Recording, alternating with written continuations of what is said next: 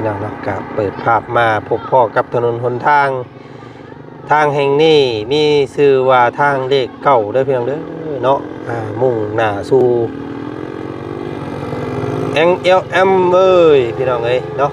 เวียดนามเนาะพี่น้องเนาะตอนนี้ก็ทางบ่อจันพี่น้องเอ้ยตัดภาพอยู่ที่บ้านแก่งทองมองเลยก็ป้าเจ้าพี่น้องเอ้ยเนาะบรรยากาศพอดีฮุบฮูมื้อนี้พี่น้องเอ้ยบ่แดดบ่ร้อนบ่อ้าวจนเกินไปแต่ว่าก็ร้อนเนาะพี่น้องเนาะป้าเจ้ามีแต่รถใหญ่ๆพี่น้องเอ้ยเนาะเนาะก่อนอื่น กราบทักทายสบายดีเนาะสบายดีพ่อแม่พี่น้องสบายดีหมู่เพื่อนกันเบิดสู่คู่สู่คนเจอกับบ่าวจันบรรยากาศตอนเที่ยงมื้อนี้พี่น้องเอ้ยเนาะวางได้รถเหยียบตีนได้พี่น้องเอ้ยเอาเนาะพี่น้องเนาะกามื้อนี้ทางบ่าวจันได้รับมอบหมายจากยายสุพรรณคือเก่าพี่น้องเอ้ยเนาะยายใจดีที่อุ้มสู้หักแพงทางครอบครัวของน้องสมใจพี่น้องเอ้ยเนาะก็ถือว่าหลายผ้าหน้าปีแล้วแหละเนาะบ้านซองเฮือนชาติหลังนี้หลายคู่หลายคนก็คือสิจื่อจำกันได้พี่น้องเอ้ยเนาะกับน้องสมใจน้องที่ว่าแม่ก็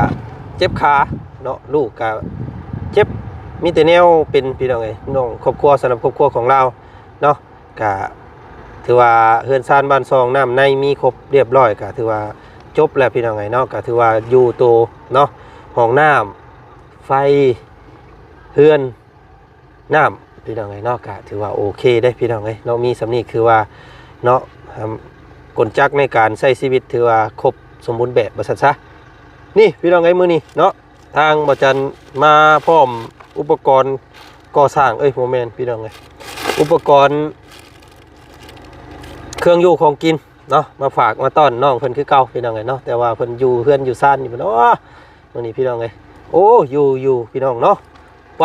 เขามาทักมาทายเพิ่นก่อน ใช้น้องมาพี่ลูกหล่ะเนาะพี่น้องไงโอ้ยไปทางไหนเบิดเลยนี่เนาะโอ้ยไปเฮ็ดหยังมานี่คือก็กี่พุ่นกี่เพื่อยแท้นี่เนาะมาได้ใส่น้องมาได้ใส่มาเฮ็ดเวียกอย่างน้อนี่เนาะคนแป้งเลยจังพ่อแล้วใส่แป้งจังเต็มเบิดอันนี้เนาะคนแป้งยังพ่อแป้งมันต้นโอ้เลิกแล้วพ่อตอนนี้เลิกแล้วจะหน่อยก็ไปอีกเลยแม่นอยู่บ่คนแป้งมันไปอาบแป้งจักอันนี้พี่น้องไงเนาะมันสิเป็นนั่นว่าน้องซุปแป้งทอดได้นี่พี่น้องเอ้ยแป้งขี้มันต้นเนาะอันโตที่ว่าเพิ่นบดเพิ่นหยังนะบ่เพิ่นนั่นบ่เฮาแบกว่านี้เนาะขึ้นรถแม่นได้มื้อเท่าใดเนาะมันแบบบ่ได้เกิดจากมือเกิดจากรถนะคันแบบรถลายก็ได้เงินลายคันรถน้อยก็ได้เงินน้อยอ๋อแบบไปเมาเนาะเมาขึ้นรถแม่นรถนึงเท่าใดเพิ่นให้รถนึง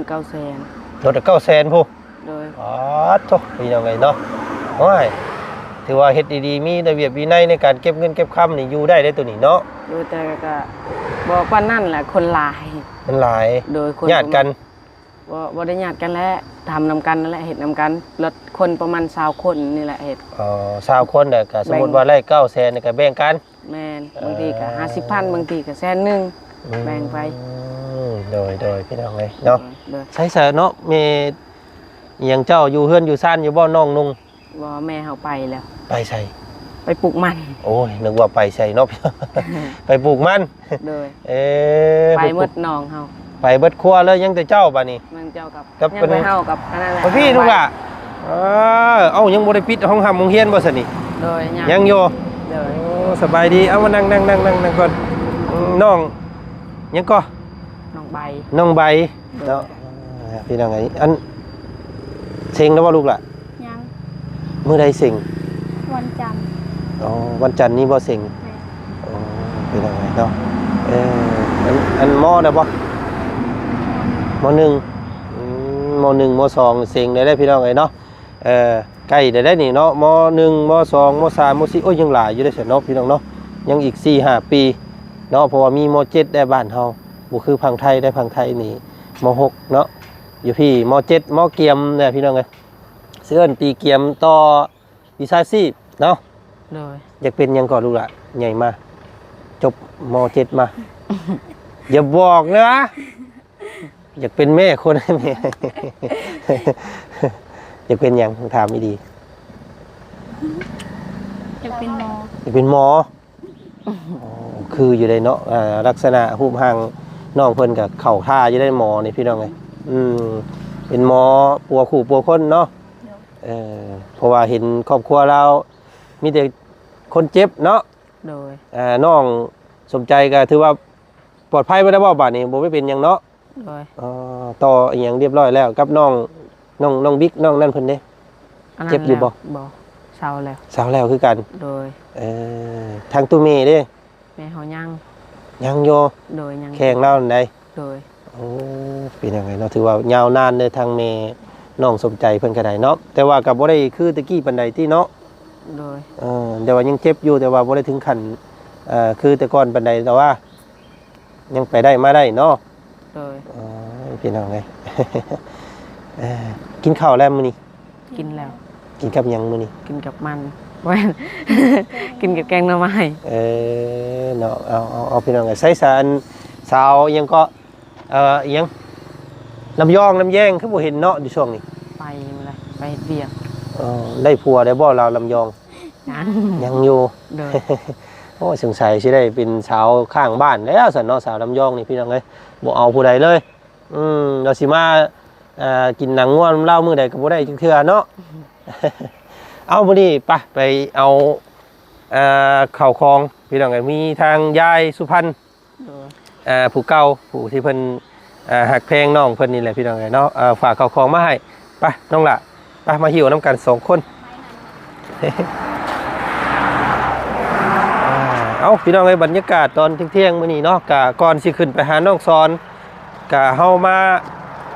หาน้องสมใจกับน้องใบก่อนพี่น้องเอ้ยเนาะอันนี้เป็นไข่น้องหล่าเด้อ โดย โอ้เบิ่งไปย่างพันแนวกันไปแป๊บหนึงเด้อแสดงว่าน้องสมใจนี่เป็นยาแล้วเนาะโรงเรียน ยังเฮาว่าเฮาจักแล้วเฮากับหูกันจักอย่าจักสิเฮียน จักสิเฮียนต่อจักสิไปต่อหรือว่าจักสิพ่อซำนี้ แม่ ถ้าสิไปคิดนั่นนี่มันบ่รอดได้น้องเอ้ยต้องเอาสักอย่างหนึงเด้ แม่ ถ้าสิเฮียนก็คือเฮียนเนาะ โดย สิยาก็ออกมาหาเวียกหางานเฮ็ดเก็บเงินเก็บคำถ้าเฮียนผู้ดีกระเทินน่ะมันบ่เป็นหยังเด้พี่น้องเอ้ยเนาะต้องเอาสักอย่างหนึงเด้อ โดย เนาะเอาเดี๋ยวจังขึ้นเว้ากันอีกอยู่เพิ่งเฮือนไปพี่น้องเอ้ยเนาะเอาน้องใบฝนตกแน่พี่น้องเอ้ยฝนตกเมื่อคืนนี่อุ้มเอาอันนี้น้ำลูกอ่ะไข่ โดยขอบใจ ไปเนาะเดี๋ยวขึ้นไปเบิ่งโยมมีอย่างนี้พี่น้องเลยโอ้อึ๊บใส่เนาะ ไม่เนาะ อยู่นี่ก็ได้บอสอะ โด เนาะ ยอยู่นี่แหละ อยู่นี่ก็ได้เอามาอันนี้มีอย่างแน่ก็ออกมาเบิ่งอยู่พี่น้องเลยอันนี้มีเนาะ โดย แล้วก็ไข่พี่น้องเลยขนม โดยขอบใจ อันนี้นม อันนี้อันว่าสุเจ้ามีอยู่บ่ในเฮือนเจ้า ว่ามีหมดเลย เมื่อแหละ โดย พี่น้องเนาะอันน้ำยาล้างถ้วยล้างบวง โดย อันนี้ว่าจังใดก็ภาษาเจ้าว่าจังใด สาวบอย บอย โดย เบบี้บอยเบบี้บอยเบบี้บอยแม่นเนาะ โดย แต่บอยนี่คือเกลือเนาะภาษาเจ้าเนาะ แม่น โจอันนี้ได้ซะ นี่ก็ปรุงนัว ผมนัวคือกันบ่ โดย ยันว่ามีนั่นเนาะอันนี้ดิ อันนี้เขาเรียกน้ำตาลคือกันแหละ น้ำตาลคือกัน แม่น โอ้พี่น้องนึกว่ามีซื้อเพิ่นเป็นภาษาเจ้าบ่แม่นเนาะเบิ่งตัวนี้อีกบาทนี่อย่างแน่นี่ โดย ภาษาเจ้า แพ็บ แพบคือกัน เลย โอ้หมูมี่ฉันนี่เนาะหมูมี่ซื้อ นี่ อันนี้จักเขาเรียกหยังเฮาก็บ่ฮู้แต่มีอยู่เพิ่นเฮายังอยู่อันนั้น แต่ว่าอันภาษาเจ้าว่าจังได จักสิเรียกนี่ไร ฮะกันศาสตร์โอ้ยกันศาสตร์มันเหมือนกันศาสตร์พอดี เนาะเอาอันนี้เก็บไว้เนาะอันถือไว้กันอันนี้ดิมิกกี้ เลย ซีอิ๊วบ่ บ่แม่นและซิว มันโมเมนต์อันซุปเจ้าว่าจังไดภาษาเจ้านะอันนี้บ้านเฮาบ้านซุมไม้เอิ้นมิกกี้เนาะซอสเนาะ ซิวมันคนละเรื่องแล้ว เอาบ่ฮู้ตัวนี้เนาะแนวคำยากๆกับน้องเพิ่นก็บ่จักคือกันปลาแดก นี่เฮาเรียกแต่ปลาแดกคือกันแหละอัน โอ้ นี้ ปลาแดกคือกัน เลย โอ้ยพี่น้องเนาะยาสระผมเด้ ดาละอด ดาดาอ้น เออ ดาดาอ้นพี่น้องไงเนาะ2อันเด้อดาดาอ้นเจ้าเด้อ เลยมันสิเรียกว่า ดาดาอ้นเนาะ เลย อันนี้เด้อันแนวคัดมุงคัดหมอน อันนี้ยังอ่ะ แปลงคัดหมออันอหยังสไลด์บ่บ่เป็นสไลด์ จะไล่กับตัวพูด สไลด์กับตัวนี้เนาะ ปล่อยขัดหมอ อันนี้ ห้องน้ อืม ำห้องน้ บ้านเฮาก็จักเอิ้นหยังตัวนี้พี่ เนาะอันแนวคัดเนาะ เลย บ่มีเนาะอันนั้นตัวนี้เนาะก็คับยากดีพี่น้องไงเอาอันนี้เด้สัตว์ อันนี้เสียรอง ำเสียลอง เสียนี่คือป่าบ่ เลย ล่องนี่คือกระป๋อง แม่น ป่าปองเนาะเสียล่อง เสียรอง พี่น้องไง10ป่องเด้อเสียล่องเด้อ เลย เอาพี่น้องไงเนาะเก็บไว้กินนี่พี่น้องไงเนาะกะ เลย เป็นของฝากจากทางยายสุพรรณเนาะ เลยโอ้ยฝนสิตก อีหยังบาทเลยพี่น้องไอ้ผลมันมาไล่บาทนี้เนาะบ่อยากไกลจากเจ้าเวลานั้นมันไล่มาซะแล้วอันนี้พี่น้องเอ้ย เอาเด้อเก็บเด้อเสื้อผ้าหน้าแพร่ เลย เนาะใช่หามึงอยู่หั่น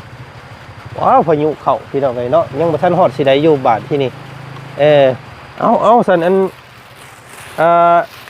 เก็บใส่ถุงก่อนซะน้องล่ะเอาเนาะเอาเก็บออกมาแล้ว มาเบิ่งเนาะ เลย เอาไปมาผลมาไล่ทำพี่น้องเอ้ยเนาะเอาขึ้นทั้งเฮือนเจ้ารถดูกลับไปพี่น้องเอ้ยน้ำในออกคือเก่าบ่น้องเนาะออกแห้งเนาะ เลย บ่ได้เป็นอย่างเนาะน้ำเนาะปะขึ้นรถตุ๊บ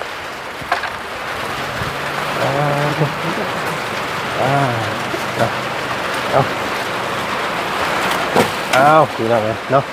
มาทางเบาอันนั้นพี่น้องประตูแล้วกับพี่น้องเลยเนาะกันขโมยคักแน่ได้นี่เวลาเปิดเวลาอย่างนี้จุดจอกจึกขึ้นเลยนี่พี่น้องเลยเนาะฝนเด้อพี่น้องเลยฝนตกดีขนาดเนาะอยู่ทางบ้านแก่งทองโอ้นี่หมุงเฮ็ดอยู่เฮ็ดกินของน้องเพิ่นเนาะพกสากพกอยู่นี่เลยพี่น้องเลยเนาะอันนี้สิเป็นน้ำใส่ใดอย่างดีเนาะก็ถือว่า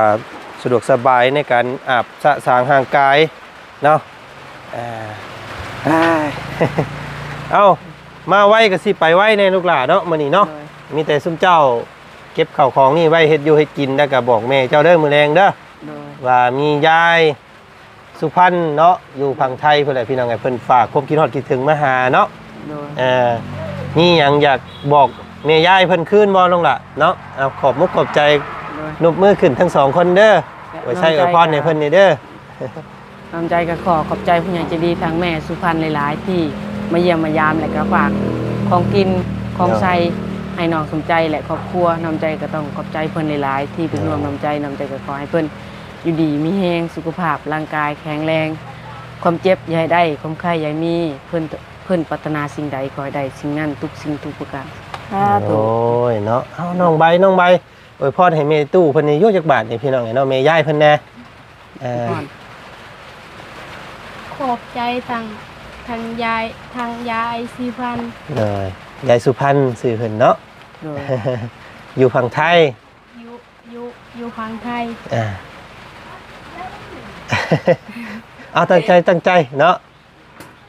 เป็นนักเรียนต้องเว้าให้ได้เด้ต้องขอบใจเพิ่นมันม่วนเนาะ โดย เห็นบ่อ้ายเจ้าเว้าเมื่อกี้นี่ชื่ออ้ายเจ้าไว้เนาะ โดย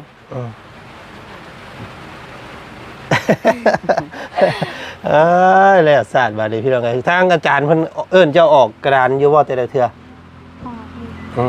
ก ออกเฮ็ดหยังแต่เก่า แก่เลย แก่เลขเก่งอยู่บ่เรียนเลขเจ้า บ่ได้เก่ง บ่เก่งซ้ำวิชาหยังเจ้าเก่งกว่าหมู่เอ้า